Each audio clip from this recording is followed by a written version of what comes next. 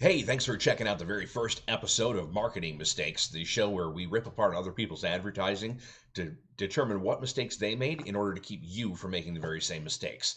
Now, we're going to take a look at this ad here today, which is an ad that came through the Facebook feed for a coin laundry. Seems a little benign at first, but there's a lot of mistakes that are costing this company a ton of money. If only there was information out there to help you avoid making mistakes when you advertise. Do you feel the constant pain of having ad accounts shut down, ads disapproved, or not having the response you were looking for? Then join me as I destroy the marketing mistakes other people have already made so you don't have to. This is Marketing Mistakes. All right, we're going to get into it. And as you can see here, it's a pretty benign ad, and these ads have been coming more and more frequently as COVID-19 has become a problem and businesses are shutting down where essential services are the only thing allowed to be open. So this is kind of more of a communication advertisement. And there's a couple of problems with that. But first, we're going to go through, laundry is considered an essential service. They're open 24 hours. It's a self-serve laundry, gives their hours.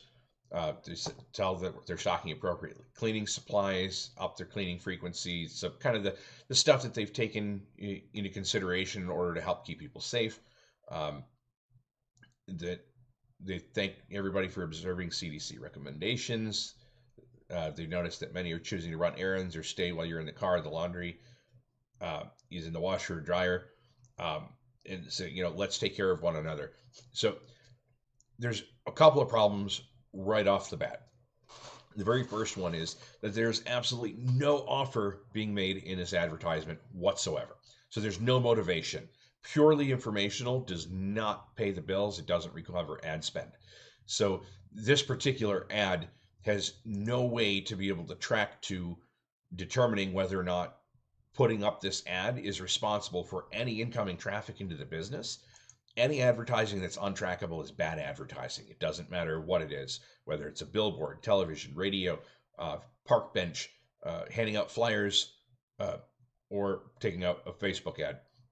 Facebook advertising has the ability to track in what we call attribute the specific sale. So it definitely needs to be doing that.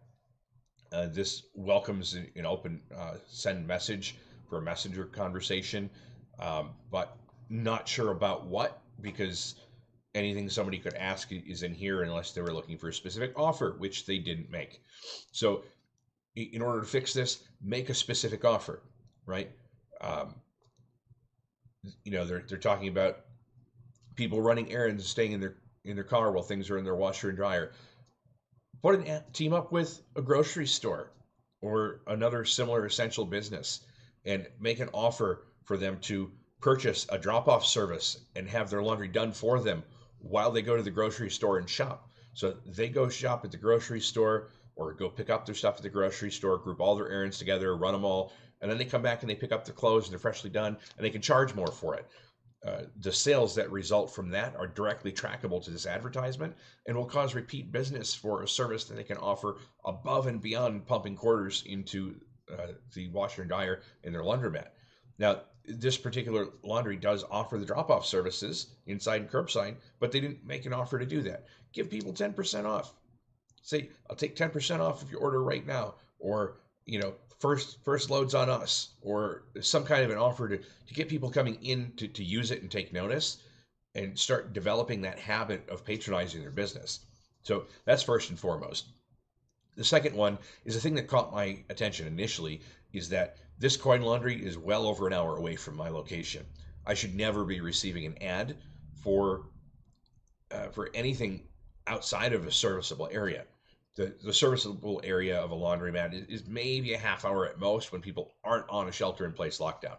So that being the case, nobody's driving an hour one way during a pandemic in a shelter-in-place lockdown to do laundry at a place that isn't giving them any special deal or reason really to go, and then driving an hour home with the laundry in the basket that they still have to then fold. And I don't know about you, but I'm lucky just for the laundry to get through the washer and dryer sometimes, let alone folding it and getting it put away. Now, just having somebody folding and put away, I might be willing to pay somebody to do that for me. So getting the laundry done washed, dried, pressed, folded, set nicely in the basket where all I have to do is either hang it up or stuff it in the dresser. Like, that's golden to me, but not from an hour away. So they've literally doubled the serviceable area that they're marketing to, but can only actually service about half that area. So they're wasting 50% of their ad spend right off the bat. So when you're determining the return on your ad spend, which they can't do because there's no way to track their sales, but even if they could track their sales, that return on ad spend automatically gets a 50% reduction, right? A 50% reduction in margin on an ad can just absolutely destroy an advertising campaign. The goal is to be able to sell more services with your ad than the ad costs. And if you're cutting that in half already, man, you've got your work cut out for you. That's a hard job. Even for a professional marketer, that's difficult. This business owner went at it themselves, and I get it. It's a hard time. There's a lot of businesses right now turning to Facebook ads, which is great because it's a great way to expand a lot of businesses. I've never seen a coin laundry advertised through Facebook before, so that was like, whoa, this is weird. But at the same time, they have services that could make a very effective campaign. They've just chosen not to be able to make good use of it. So in order to make good use of it, again, adjust your targeting. Make sure your targeting is within a serviceable zone, somewhere where a bulk of your clients are going to come from. If you have an area where 90% of your clients come from, but market to those 90% and don't worry about the 10% of clients. The 10% that are there aren't worth targeting profitably because it's going to be very, very difficult to do. So we market to the 90%. And then we make them an offer that motivates them, because people aren't going to get in their car and drive to your business just to do business as always. Right, especially right now, people are putting off errands. People are driving and doing different things in bulk where they're doing 2, 3, 4, 5 stops at a time. They're trying to limit how often they're going out. To the point where people are going stir crazy and they're happy to go to 4 or 5 stores or run 4 or 5 errands just to be able to get out of the house and have something to do. So give them motivation, give them a great deal, and structure some kind of thought beyond the campaign. I know a lot of you right now are worried to advertise because you're worried that it's going to feel like you're taking advantage of the situation. But putting out information that says, hey, we're still open, you're absolutely indirectly making an offer to ask for business. You're saying, hey, we're still open. Please come buy from us. Come support our local businesses. That's almost more of a begging feel than making somebody a good deal. You're essential. You need these services. So make people a deal on those services. So in order to maximize the return on your ad spend, make sure you make that offer. You're already making it.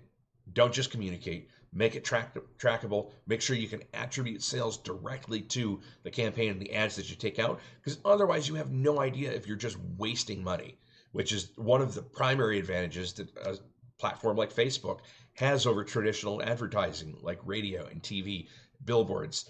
You can't track a return on investment. You can guess. You can say, hey, how'd you come in? It's like, oh, I saw you on TV.